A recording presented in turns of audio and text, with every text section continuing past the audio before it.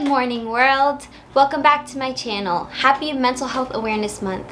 Today I'm going to be talking about my own mental health journey. So before I get started, don't forget to like this video and subscribe to my channel for more to come. So from a young age, I was exposed to a wide range of different mental illnesses, anything ranging from depression and anxiety, bipolar disorder, OCD, addiction. A lot of the times growing up, I was taught how to take care of my physical body. I was told how to eat right and how to exercise, but no one ever taught me how to manage mental health. I feel like mental health has always been a taboo subject. I want to change that. According to Johns Hopkins Medicine, an estimated 26% of Americans ages 18 and older, so about 1 in 4 adults, suffers from a diagnosable mental disorder in a given year.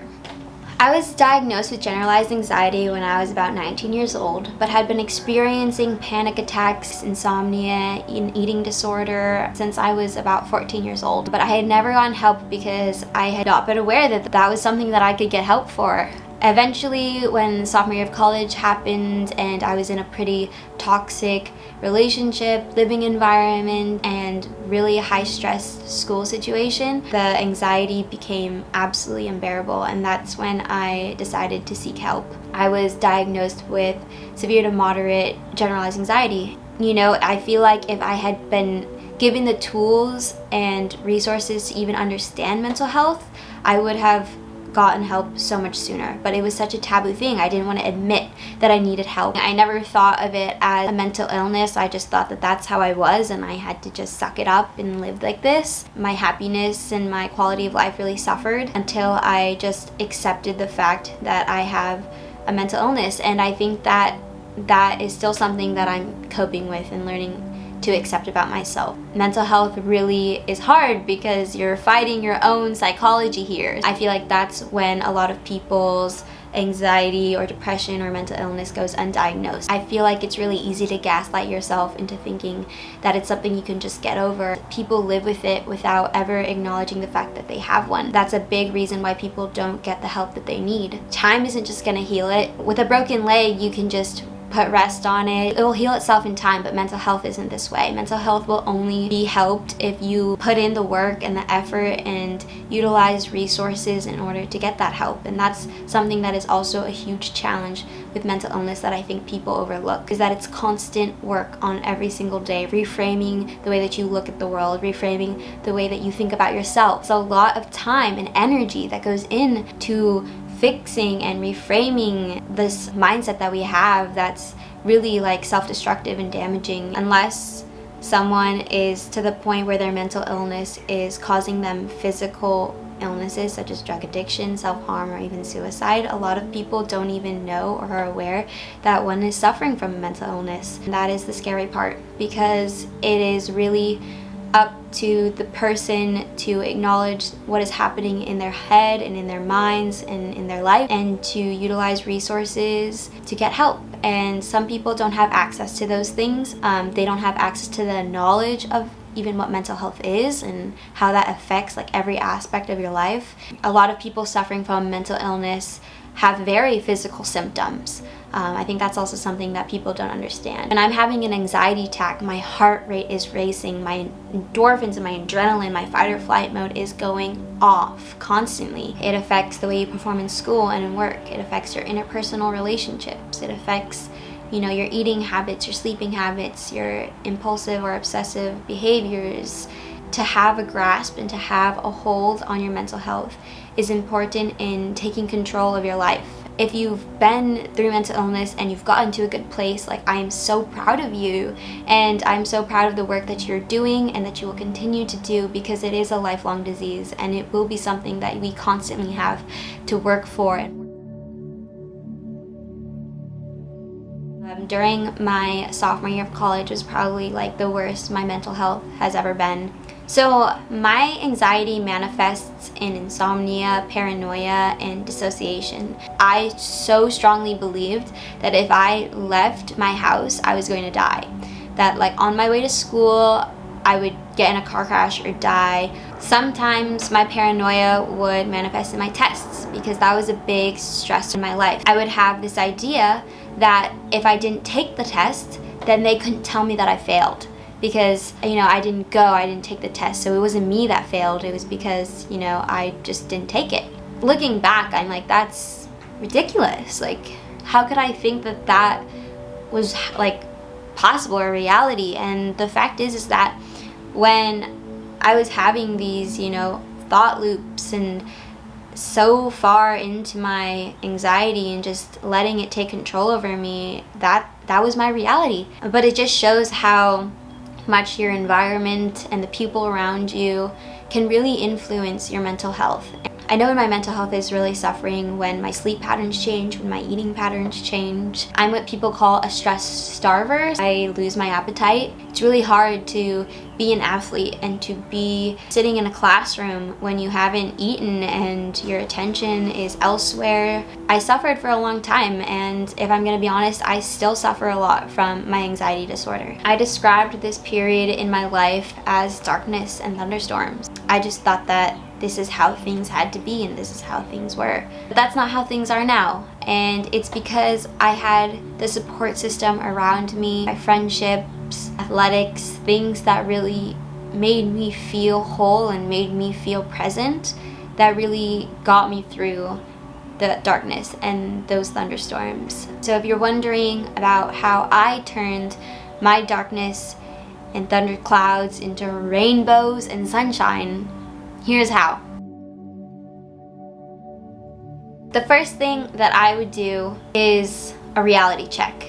Now, like I said, I suffer from paranoia, meaning that I will start to create and fabricate these ideas in my head that just don't really exist. So I'd have to do a reality check where I would ask myself, like, is this actually possible? And if so, what is the percentage of this actually happening? I just slowly would kind of talk myself into realizing that the fears and the worries that I had, I could overcome them by simply realizing that I had the tools necessary to, battle these things that seemed so out of my control. In terms of, when I thought that if I walked out of my house I would die, I would say, well, you could die taking a shower. There's so many ways that could happen. Like, I'm not gonna let that stop me from living my life and doing the things that I love and want to do. That mentality I had to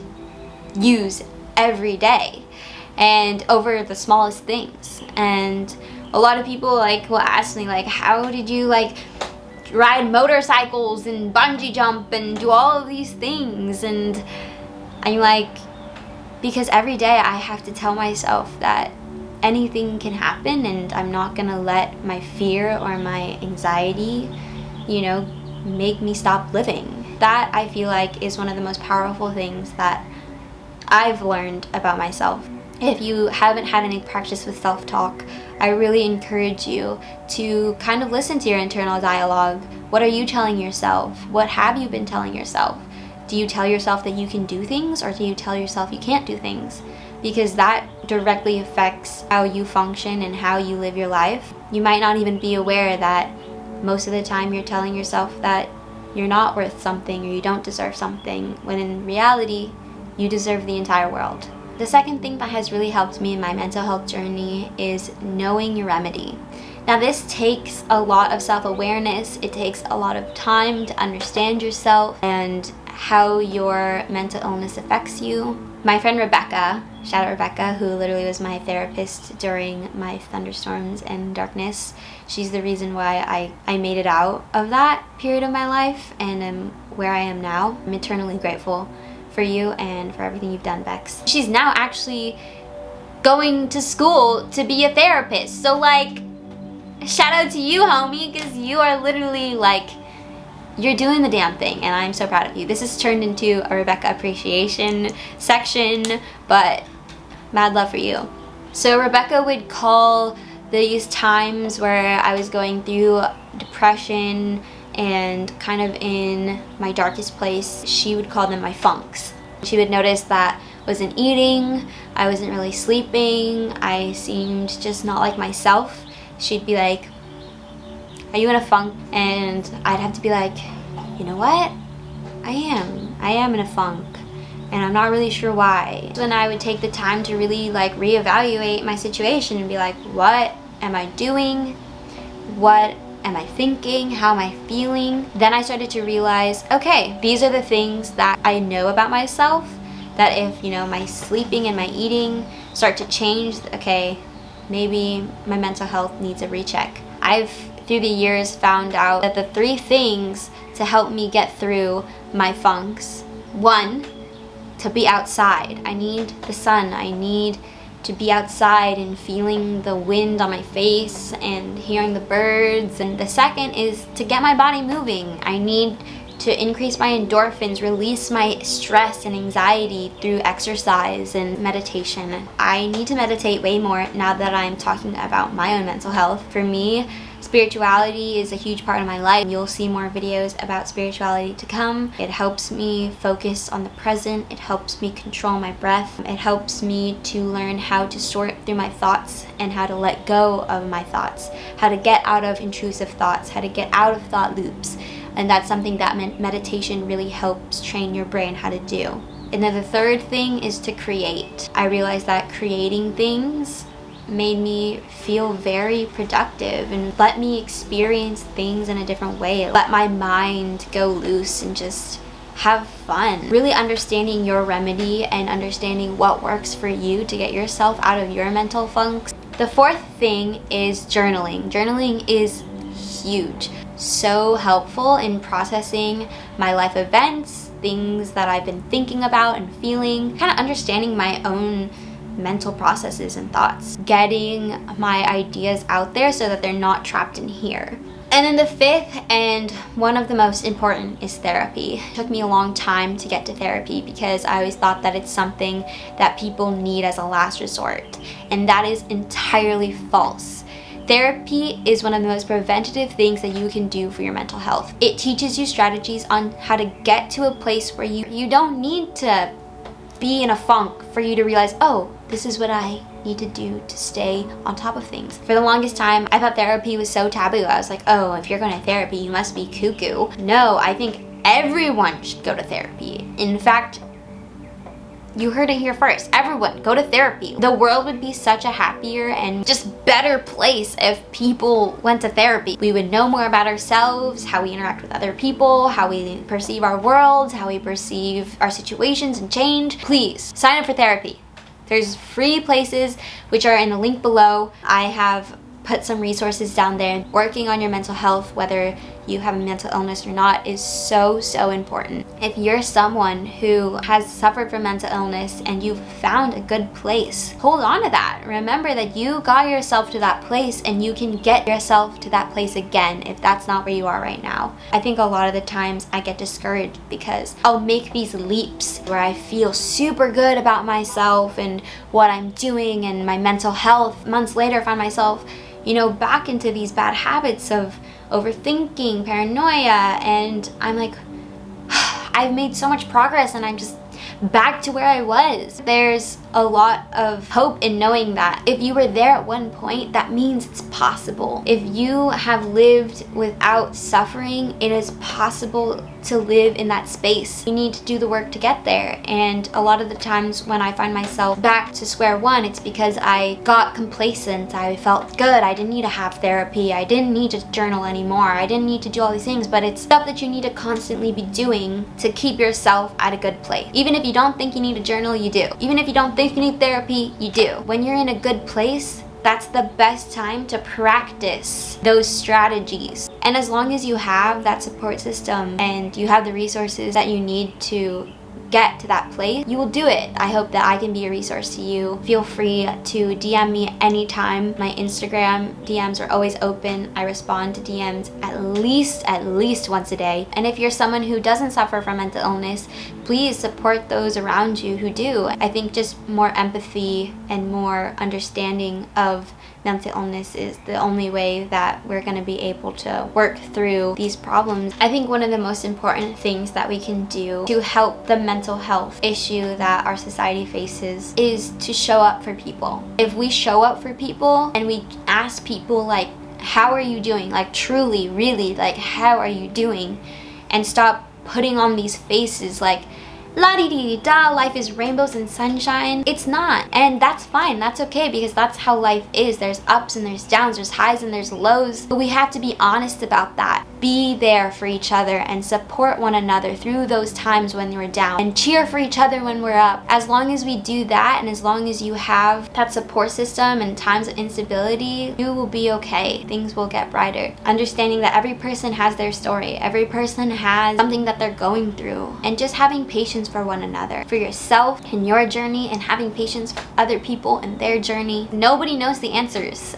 Even if you pretend or you think that you do, you don't. I have no idea what I'm doing. I think just being honest about that, just caring for people, I think is one of the best ways that we can help the mental health sphere change. If you are someone that suffers from mental health, or if you want to learn more about mental health or talk to me about my mental health journey or share your mental health journey with me, please feel free to comment, DM me. You know, I am here for you. I hope that this video was helpful for you. Give this video a thumbs up if you found it helpful. Comment below if there's anything else you'd like to see in this channel. I really want to gear Medicate to health and wellness, being honest about where we are. This is where I am. Check the links below for any resources that may be of help to you or anyone that you know. Show up for people. Go to therapy. Bye.